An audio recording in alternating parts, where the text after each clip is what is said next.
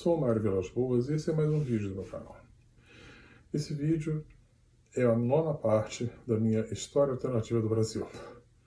Nessa nona parte, nós vamos ver apenas o primeiro mandato do presidente Delmiro Gouveia, esse aqui do meu lado. Esse mandato foi extremamente agitado, como vocês vão ver, por isso eu só botei o primeiro, e o segundo, vocês vão poder imaginar, vai ser tão agitado quanto esse, talvez até mais. Nesses vídeos vocês vão conhecer um personagem da história do Brasil que é extremamente importante, mas que foi varrido para baixo do tapete. Esse personagem é real, ele existiu de fato, mas o que ele fez é tão impressionante que vocês vão se sentir talvez tentados a achar que isso foi uma invenção da minha cabeça, uma ficção. Mas não, o personagem é real e o que ele fez, pelo menos no início, é real também. Assistam agora, contado pelo próprio Delmiro Gouveia, como foi o primeiro mandato dele nessa ficção histórica. Em 1895, os contornos ferroviários dos lagos Malawi e Tanganica ficaram prontos. A ligação ferroviária de Moçambique ao Quênia podia ser feita por via férrea em todo o caminho, sem a necessidade de usar barcos nos grandes lagos. O Grupo Mauá iniciou a construção agora do ramal ferroviário do litoral norte de Moçambique. Os grandes polos industriais do Brasil eram os de Belo Horizonte e Mataripe na América do Sul e de Lubango e Lagos, na África. Um quinto polo industrial estava em formação no estado de São Paulo. Os dois polos formados em torno das refinarias tinham suas necessidades energéticas fornecidas pela própria refinaria. O de Belo Horizonte seria abastecido com a usina de Três Marias quando ela ficasse pronta.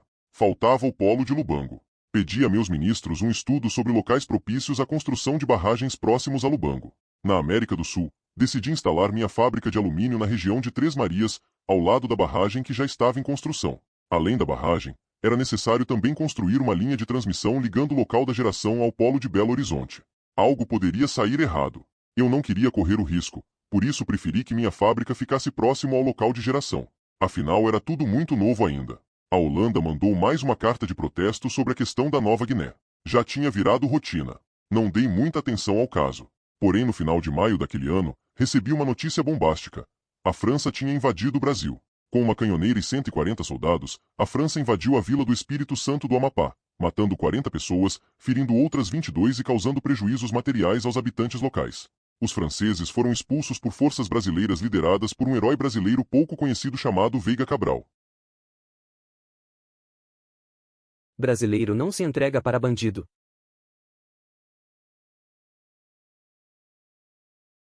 Numa ação inacreditável, Veiga Cabral enfrentou desarmado uma tropa francesa de 20 soldados.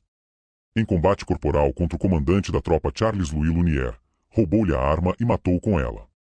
Depois do episódio, fugiu dos soldados e organizou a resistência. Com 200 brasileiros armados, expulsou os franceses, matando 60 dos 140 invasores. Um feito aparentemente impossível. Tal como no mundo real, Veiga Cabral ganhou o título de general do exército pelo feito heróico. Só que, diferentemente do que ocorreu no mundo real, neste mundo paralelo o general Veiga Cabral comandou tropas numa operação de guerra. Foi a minha vez de mandar uma nota de protesto. Exigi da França uma reparação pelos prejuízos além de uma indenização aos parentes dos brasileiros mortos. A França se negou a pagar qualquer indenização e ainda exigiu retratação do Brasil pois reputava francês o território onde ocorreu o incidente. Eu subi o tom de minha nota e após expulsar o embaixador francês de Brasília e chamar o embaixador brasileiro de Paris, mandei uma nota exigindo que a França, além das indenizações, reconhecesse formalmente a soberania do Brasil sobre o Amapá. A França respondeu que não reconhecia a soberania brasileira e propôs resolver a questão por arbitragem internacional. Eu respondi que nenhum árbitro internacional trará os brasileiros mortos de volta à vida e que se a França não reconhecesse formalmente a soberania brasileira sobre o Amapá em 24 horas haveria guerra. A França ignorou a nota.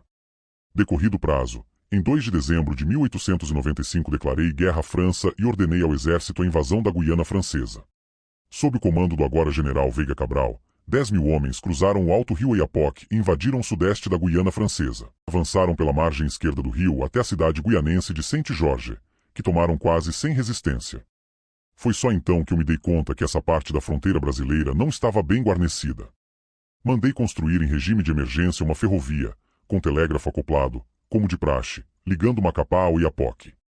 Uma derivação do cabo deveria ir até Vila Velha do Amapá e a seguir pelo leito do rio Cassiporé, conectando as comunidades ribeirinhas.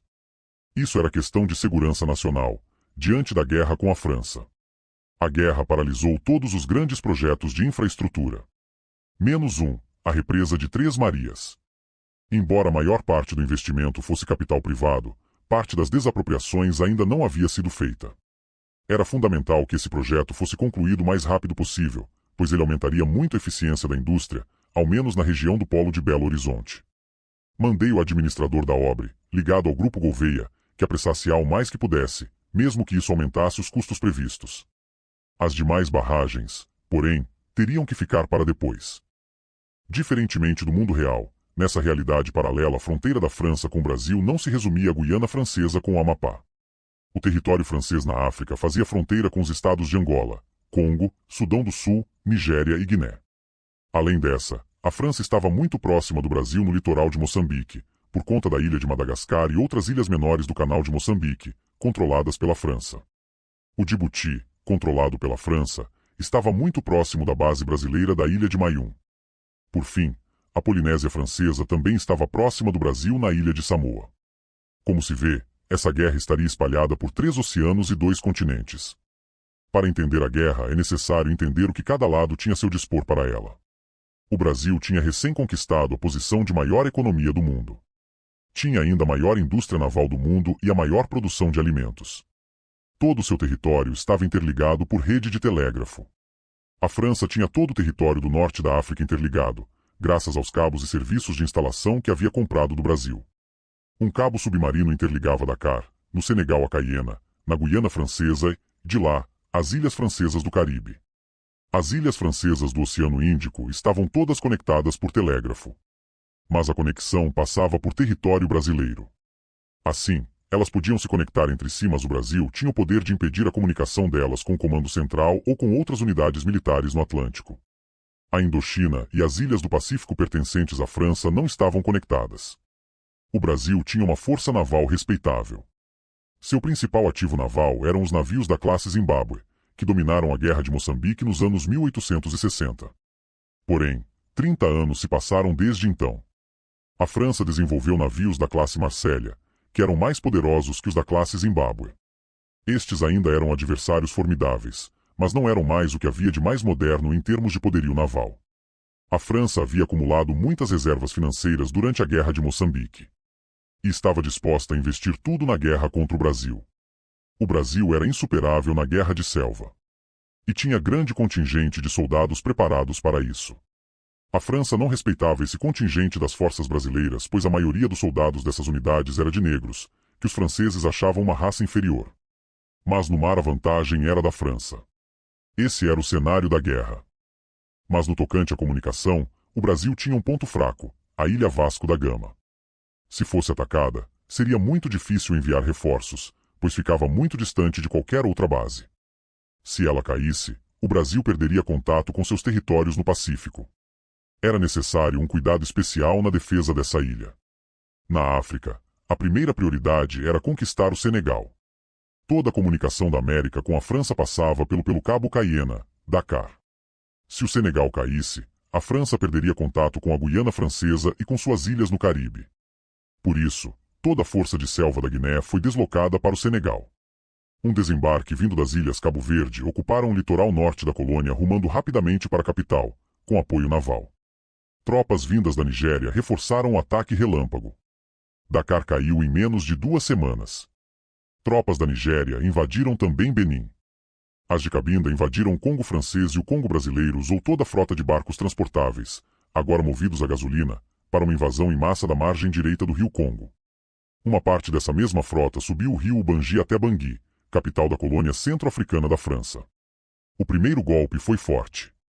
Mas, diferentemente do mundo real, nesse mundo paralelo a rainha dos mares era a França, não a Inglaterra. Sua marinha não estava tão espalhada como a brasileira.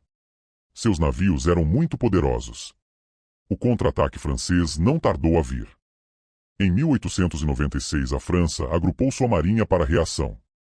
Embora a marinha brasileira fosse forte, a francesa era mais poderosa, sobretudo por conta dos modernos navios da classe Marsella. Eu ordenei que toda a indústria naval brasileira produzisse navios de guerra com todos os recursos possíveis, mas isso levava tempo. Inclusive o estaleiro da Nova Guiné participou desse esforço. Mas, como se sabe, a construção de um navio leva tempo. Esses novos navios, sobretudo os grandes, só estariam disponíveis numa fase mais avançada da guerra. Eu sabia que o ponto forte da França era a marinha e, portanto, ela tentaria atacar as ilhas brasileiras, cuja defesa depende muito da força naval. A mais difícil de defender era a Ilha Mahiun. Não apenas estava distante de outras bases que poderiam enviar reforços, como estava muito próximo da possessão francesa do Djibouti. Uma artilharia de longo alcance poderia atacar Mahiun sem sair do Djibouti. Precisei mandar muitos reforços para lá, mas isso enfraquecia outras bases. Principalmente pelo fato de eu estar planejando tomar as ilhas francesas no canal de Moçambique, incluindo a própria ilha de Madagascar. Eu tinha confiança na capacidade das forças terrestres brasileiras de realizar a tarefa. Mas para isso seria necessário cruzar o canal de Moçambique. Isso implicava o risco de um combate naval com a marinha francesa, a mais poderosa do mundo nessa realidade alternativa. Não podia empreender essa tarefa sem um forte apoio naval, que, agora, estava alocado para defender Mahiun. Então, em março desse ano, a Itália tentou anexar a Etiópia. Diante da aliança entre o Brasil e a Etiópia, o Brasil, além de fornecer armas ao exército etíope, me viu obrigado não apenas a fornecer armas aos etíopes, mas colaborar no esforço de guerra deles atacando a Somália italiana pelo sul. Com isso, o Brasil ficou a um passo de entrar em guerra com a Itália. Vendo nisso uma oportunidade para recuperar a posse sobre a parte oeste da Nova Guiné, a Holanda declarou guerra ao Brasil. Mas consegui negociar com o governo da Itália para mantê-la fora da guerra, em troca da devolução do território somali tomado pelo Brasil.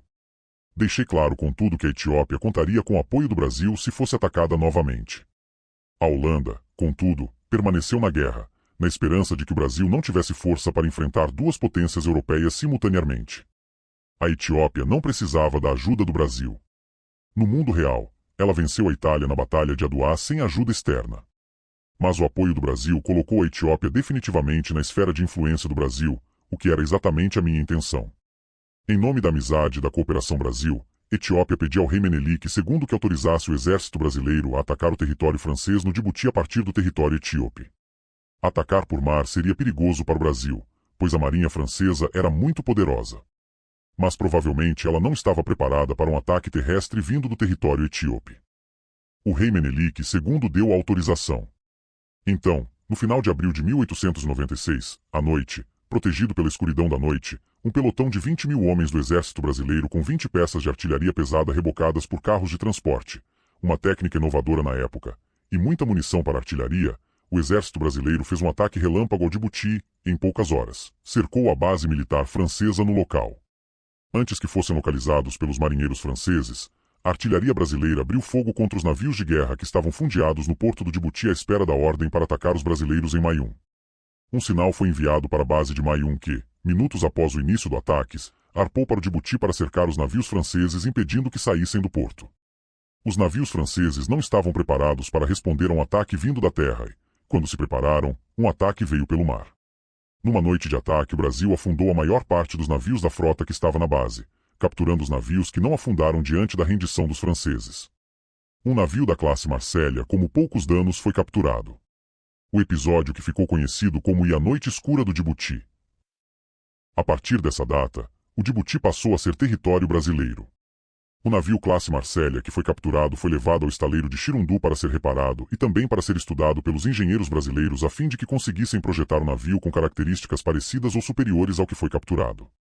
Mais para o sul, as tropas brasileiras no Congo francês avançaram para o Gabão. Depois estacionaram para consolidar a conquista. As da Nigéria e Benin conseguiram avançar um pouco em Serra Leoa, atual Burkina Faso, mas não tiveram forças para ir muito além da fronteira. As forças brasileiras no Senegal não tiveram como avançar mais. Tiveram que ficar para consolidar a conquista. Mas nem tudo foram flores. No Atlântico, a maior parte da armada francesa, que estava no litoral da própria França, se reuniu e atacou a base brasileira em Cabo Verde. Embora o Brasil tenha enviado reforços, a esquadra francesa era muito grande e tinha muitos navios grandes. Nem mesmo o apoio popular ao exército brasileiro bastou para repelir o invasor. O preço para a esquadra francesa foi alto, mas Cabo Verde passou a ser território francês. O ataque a Cabo Verde teve, para a França, um preço inesperado.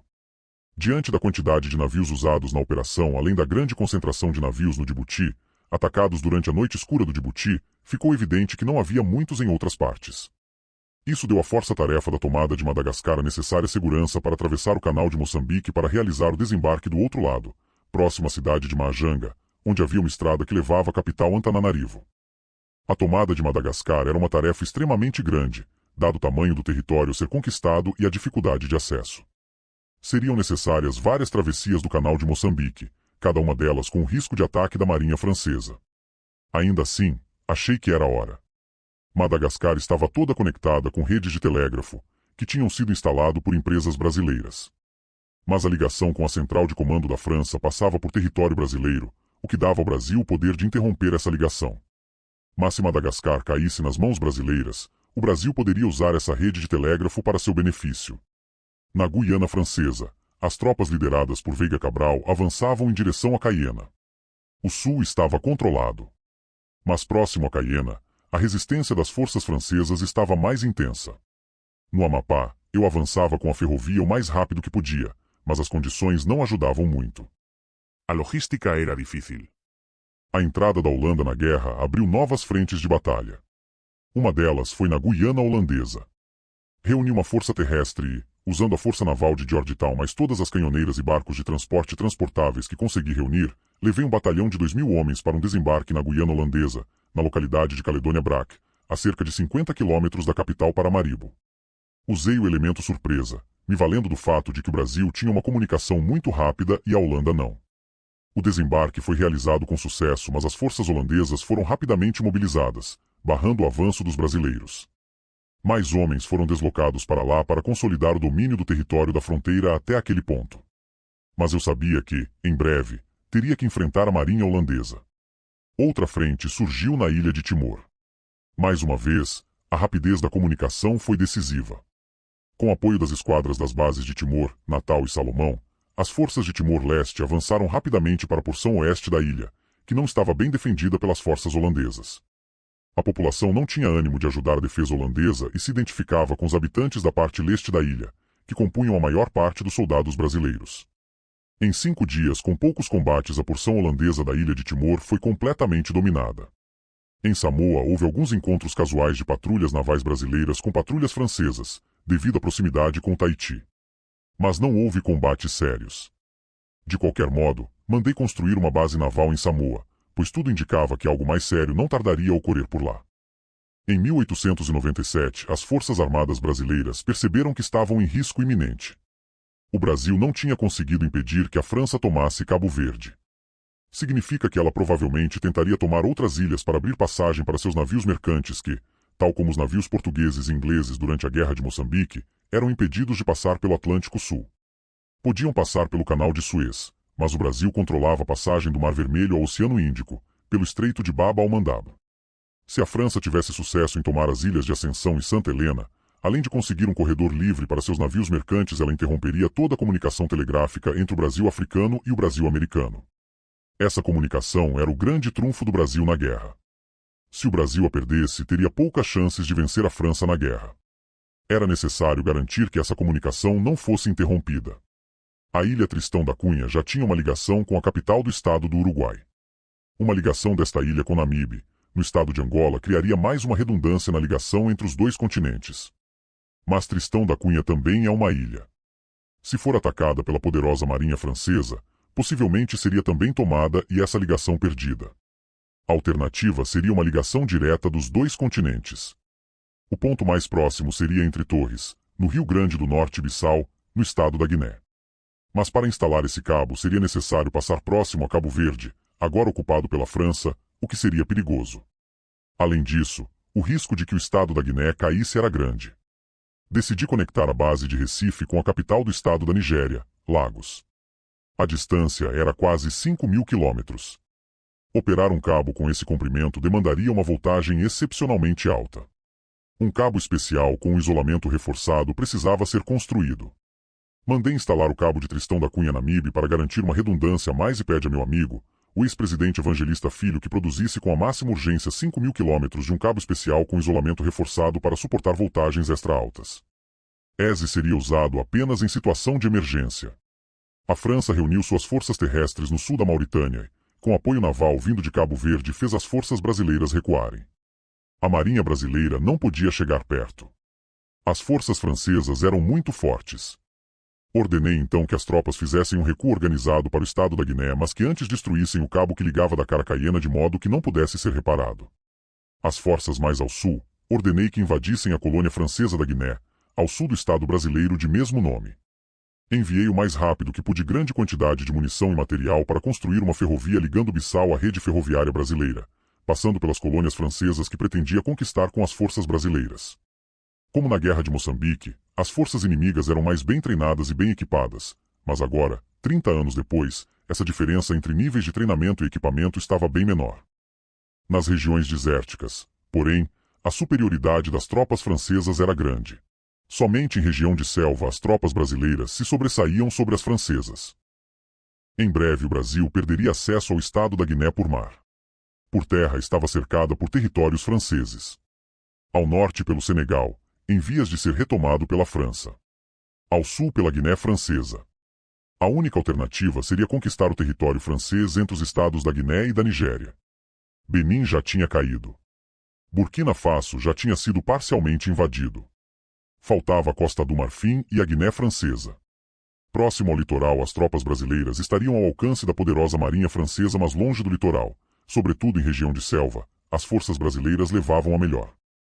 Aproveitando-me do fato de que a marinha francesa estava quase toda reunida entre Cabo Verde e o Senegal, promovi um desembarque na Costa do Marfim. Com a marinha francesa ocupada com o Senegal, não foi difícil impor uma superioridade naval. Em terra, em terreno de selva, os brasileiros eram imbatíveis. Além de serem superiores em número aos franceses. Após um cerco de 2 semanas, Abidjan, a capital, caiu.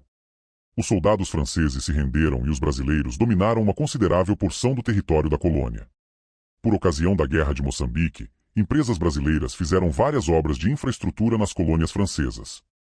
Uma delas era a ferrovia de Abidjan, na Costa do Marfim a Ouagadougou, em Burkina Faso, que era usada pelos franceses para escoar os produtos da pilhagem colonial. Mandei para lá uma equipe de engenharia e muito material para a construção de ferrovia e, usando os próprios trens que os franceses usavam e foram capturados na tomada de Abidjan, o material foi levado para Yamoussoukro, que ficava no trajeto da ferrovia e, a partir de lá foi construída uma derivação para a direção da Guiné Francesa, para fazer a ponte terrestre para o estado da Guiné. Na frente de Burkina Faso o avanço foi mais lento, pois havia muitos desertos na região e no deserto as tropas francesas eram melhores que as brasileiras. Ainda assim as tropas brasileiras conseguiram sitiar a capital Ouagadougou. Mas foram 2 meses de cerco até que ela caísse. Mas em outubro daquele ano a cidade caiu. Imediatamente uma equipe de engenharia foi levada para lá para iniciar a construção de um ramal ferroviário em direção ao que vinha da Nigéria para conectar os dois. Este no final desse ano chegou à cidade de Bacila, já próximo à divisa com Burkina Faso. No Congo francês e no Gabão a situação foi rapidamente dominada. A maior parte do povo simpatizava com os brasileiros. Inclusive porque a maioria dos soldados brasileiros era de africanos nativos. Isso tinha um efeito psicológico sobre os locais que não os viam como invasores, pois eram da mesma etnia. Assim, a aceitação do povo local à nova situação foi fácil e tranquila, a menos dos franceses e uma pequena parte da população que tinha uma ligação muito forte com eles. Por isso não era necessário manter grande contingente de tropas para garantir a paz nesses territórios. Na Etiópia pedi ao rei que permitisse que a Ferrovia da Amizade, como era chamada a ferrovia construída pelos brasileiros em solo etíope, tivesse um ramal que levasse a base agora brasileira no Djibouti. Inclusive pedi autorização para usar essa ferrovia para movimentar tropas e material bélico. Em nome da amizade entre os dois países, o rei deu a permissão. Ele sabia que isso poderia arrastar a Etiópia para a guerra. Mas nem a França nem a Holanda acharam que haveria qualquer ganho em declarar guerra à Etiópia.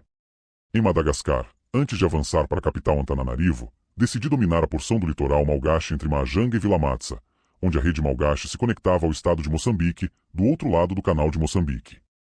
Isso garantiria o contato por telégrafo entre as forças de ocupação brasileira e o Comando Central. Contudo, isso propiciou que as forças francesas de Antananarivo se deslocassem para as proximidades de Mahajanga e montasse lá uma linha defensiva para conter a invasão brasileira. Na Oceania, a Holanda tentou alguns ataques ao lado oeste da ilha de Timor para tentar recuperá-lo, mas os ataques foram todos repelidos. A rede de telégrafo era imediatamente acionada e reforços eram enviados imediatamente. Os navios holandeses, assim como os franceses, que estavam no Atlântico Norte não conseguiam se juntar aos que estavam em outras partes. Eu decidi que não era o momento de mais expansões na região. Era melhor consolidar a tomada de Timor-Oeste antes. Nesse ano se formou a primeira turma de oficiais da Marinha da Academia Naval da Nova Guiné. Cerca de metade dos formados era de timorenses ou de habitantes das ilhas do Pacífico. Os primeiros oficiais polinésios foram integrados à Força Naval Brasileira. Na Guiana Francesa, as forças brasileiras rumavam para o norte, mas não conseguiam chegar perto do litoral do território. A parte oeste estava quase toda sob domínio brasileiro. Mas no litoral havia muitas tropas francesas e apoio naval. Além disso, a logística era difícil. Mas isso estava para mudar. Nesse ano a ferrovia Macapá-Oiapoque ficou pronta e uma ponte sobre o rio Oiapoque na cidade de Oiapoque começou a ser construída. Enquanto a ponte não ficava pronta, canhoneiras e barcos de transporte foram levados para o rio Oiapoque. Com eles, carros militares de transporte movidos a gasolina e muito combustível para eles foram transportados para o lado francês do rio. Na Guiana holandesa, o exército holandês, com apoio da marinha, conseguiu empurrar as forças brasileiras para o oeste no litoral. Contudo, os pequenos barcos de transporte brasileiros, juntamente com as canhoneiras, entraram pelo rio Corantini e dominaram a margem holandesa do rio até cerca de 100 quilômetros da foz. Os indígenas da região recebiam bem os brasileiros. Alguns até se dispunham a ajudar. A resistência vinha dos holandeses e seus descendentes que viviam lá. De qualquer forma, as tropas brasileiras tiveram que se afastar de Paramaribo. Nesse ano também o navio classe Marcélia capturado ficou completamente reparado e em condições de uso. Mas ficou um pouco mais no estaleiro para que os engenheiros navais brasileiros pudessem estudá-los e criar um projeto novo, incluindo algumas novidades daquele navio que ainda não estavam presentes em navios brasileiros. No final daquele ano, o Grupo Mauá terminou a fabricação dos 5.000 quilômetros de cabo submarino com isolamento reforçado para aguentar voltagens extra-altas.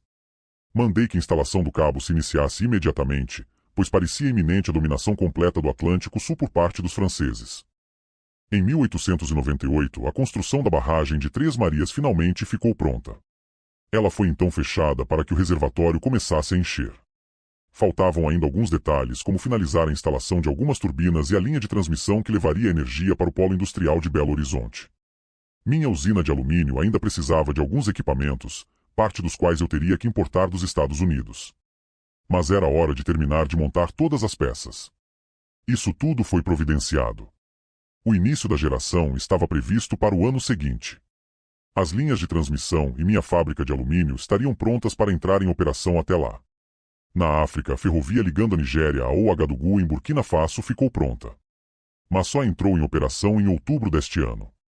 Ainda assim, a passagem por terra do estado da Nigéria até lá ficou fácil. Com isso, um grande contingente de tropas foi enviado para lá. Esse contingente conquistou com certa facilidade não apenas toda a parte sul do Burkina Faso, mas também o nordeste da Costa do Marfim até a parte da colônia que tinha sido ocupada pelas tropas que desembarcaram no litoral. Assim, um abastecimento por terra tornou-se possível. Com os reforços vindos por essa via, as tropas brasileiras marcharam para o oeste e não apenas dominaram toda a Costa do Marfim, mas também entraram na Guiné Francesa rumo ao estado da Guiné. As forças do estado da Guiné também avançaram pela Guiné Francesa com o objetivo de construir a ponte de terra. A ferrovia também avançou no mesmo sentido. Mas a França reagiu. A Marinha Francesa, partindo de Cabo Verde, agora território francês, lançou um ataque devastador à ilha de Ascensão. Apesar dos reforços levados para lá pela Marinha Brasileira, a Marinha Francesa levou a melhor e conquistou a ilha. Com isso, cortou a única linha de comunicação telegráfica com o estado da Guiné. Sem comunicação, as forças situadas no estado ficaram impossibilitadas de pedir reforços ou de reportar o que ocorria por lá ao centro de comando. Aproveitando-se disso, forças de terra vindas do Senegal com apoio naval da Marinha Francesa invadiram o sul do Senegal, ainda sob domínio dos brasileiros, e avançaram para o norte e o litoral do estado da Guiné. As forças brasileiras lá e no enclave que criou na Guiné Francesa ficaram assim completamente cercadas por forças francesas.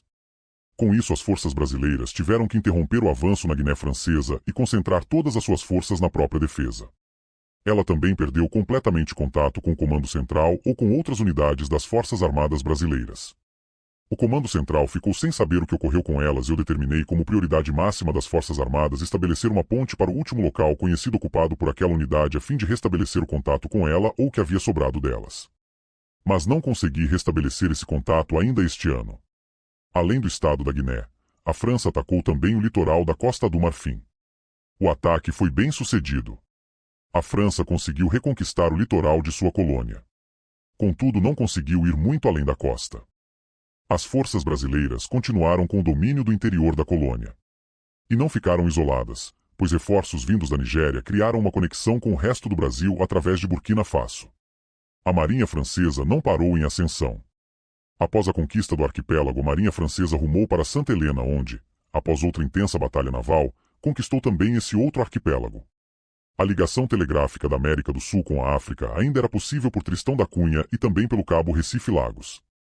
Mas com isso a França abriu um corredor por onde seus navios mercantes poderiam cruzar o Atlântico Sul. Assim, restabeleceu seu comércio com o Oriente, fator importante de sua economia. Além disso, criou uma barreira para o transporte de mercadorias entre o Brasil africano e o Brasil americano. O transporte ainda era possível, mas ficou muito mais difícil, caro e arriscado. O objetivo da França era ir mais além e conquistar também Tristão da Cunha, mas dois fatores fizeram-na desistir da ideia. O primeiro foi o alto custo da conquista. Apesar de ter tido sucesso, a França perdeu ou teve danificado seriamente muitos de seus navios. O segundo motivo foi o sucesso da campanha brasileira na Guiana Francesa. As forças brasileiras conseguiram sitiar as cidades de Cayena, capital, e Kourou, uma das grandes cidades na colônia. As forças de terra francesas estavam ao ponto de entrar em colapso total. A França precisou deslocar grande parte de sua força naval para apoiar suas forças de terra na Guiana, o que inviabilizou seu avanço para Tristão da Cunha.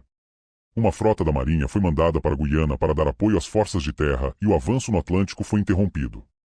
Com apoio naval, a França conseguiu viabilizar um desembarque na Guiana entre as cidades de Kourou e Cayena. As forças brasileiras tiveram que recuar na região. Mas as duas cidades continuavam cercadas. Uma ferrovia foi construída já do lado guianense entre a cidade de Oiapoque e as proximidades de Cayena. Mas a ponte sobre o rio Oiapoque ainda não estava pronta. Então, a ferrovia servia apenas como cabo de telégrafo para que informações sobre a frente de combate pudessem ser repassadas em tempo real. Na Guiana Holandesa, as forças brasileiras fizeram um avanço mais lento, porém mais seguro em direção a Paramaribo. A marinha holandesa fustigava as forças brasileiras próximas ao litoral, mas boa parte delas ia pelo interior, fora do alcance dos canhões da marinha holandesa. Além disso, a armada de Georgetown dava apoio naval às forças brasileiras.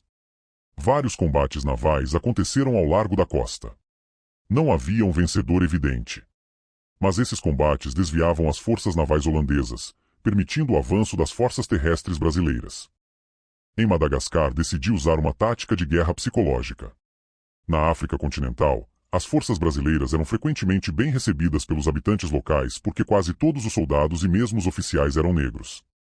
Os locais viam os brancos europeus como invasores. Mas um exército formado quase que exclusivamente de negros era visto como uma força de libertação pelo povo que não estava engajado com os colonizadores. Isso, contudo, não funcionava em Madagascar. A ilha de Madagascar permaneceu desabitada até aproximadamente o primeiro século da era cristã. Nessa ocasião, os primeiros colonos chegaram lá para estabelecer na ilha seu novo lar. O curioso, porém, é que esses colonos não vieram da África continental. Eles vieram da Polinésia. Geograficamente, os malgaches são africanos. Contudo, cultural e etnicamente eles são polinésios. Para eles, um exército formado por negros parece tão invasor quanto um formado por brancos europeus, pois eles, malgaches, não são nem negros nem brancos. Tirando proveito do fato de que já havia alguns oficiais provenientes das ilhas do Pacífico formados pela Academia Naval da Nova Guiné, montei um batalhão formado exclusivamente por soldados e oficiais oriundos das ilhas brasileiras do Pacífico: Salomão, Vanuatu, Fiji, Nauru, Samoa, Wallis e Futuna e algumas ilhas menores. Trouxe essa tropa do Pacífico até Madagascar e usei-a para dominar o litoral sudoeste da ilha. Como esperado, o povo da ilha se identificou com os soldados desse batalhão que, assim, conseguiu um avanço mais rápido que os que haviam invadido mais ao norte, composto quase que exclusivamente por negros. Além da proximidade étnica, o povo das ilhas tinha mais facilidade de entender e praticar os costumes dos locais e mesmo de aprender a língua deles. Enquanto o primeiro pelotão mantinha os soldados franceses ocupados, o segundo, com apoio dos locais, encontrou uma trilha que levava a outra estrada que conduzia à capital. A Holanda finalmente percebeu que a capacidade do Brasil de mandar mensagens rápidas da frente de combate ao centro de comando e vice-versa dava a ele enorme vantagem no combate. Decidiu então atacar o ponto fraco do Brasil, a Ilha Vasco da Gama. Reuniu todos os navios que tinha nos oceanos Índico e Pacífico mais algumas tropas de terra para uma operação de desembarque e rumou para a ilha, com o objetivo de cortar a comunicação do Pacífico com o Comando Central do Brasil. Assim que os navios holandeses foram avistados à base, emitiu um alerta e, imediatamente, reforços vindos da Ilha do Natal, Ilha Setivi, Ilha Poavre, Ilha de Socotra e de Mombaça foram mobilizados para defender Vasco da Gama. Embora inicialmente em desvantagem, à medida que os reforços chegavam, o balanço de forças foi crescendo para o lado do Brasil. Como reforços vieram de todos os lados, os holandeses se viram cercados. Quando viram que estavam em desvantagem, não havia mais para onde fugir. Tiveram que se render. 12 navios holandeses foram capturados e incorporados à Marinha Brasileira. Após a batalha, aproveitando da reunião de navios brasileiros, uma esquadra foi formada com a maioria deles, e juntamente com outra frota vinda de Salomão invadia a porção oeste da ilha de Java, capturando inclusive as importantes cidades de Jacarta e Bandung. Essa parte da ilha já estava ligada diretamente à rede de telégrafo da Ilha do Natal, sem passar por território holandês, de modo que as tropas nessas localidades permaneceram em contato com o Comando Central. 1898 foi ano de eleição. Como meus antecessores, eu a disputei e fui reeleito. Contudo, como meu primeiro mandato foi muito movimentado, vou deixar para contar a vocês o que ocorreu no meu segundo mandato na parte 10 dessa história alternativa do Brasil. E preparem-se, porque meu segundo mandato vai ser tão ou mais movimentado do que o primeiro. Neste meu primeiro mandato eu lhes apresentei Veiga Cabral, um herói brasileiro que foi varrido dos livros de história para baixo do tapete. No segundo mandato lhes apresentarei outro herói brasileiro injustamente apagado dos livros de história. Mas para ver isso vocês terão que esperar o 10º episódio dessa história alternativa do Brasil. Vejo-os lá.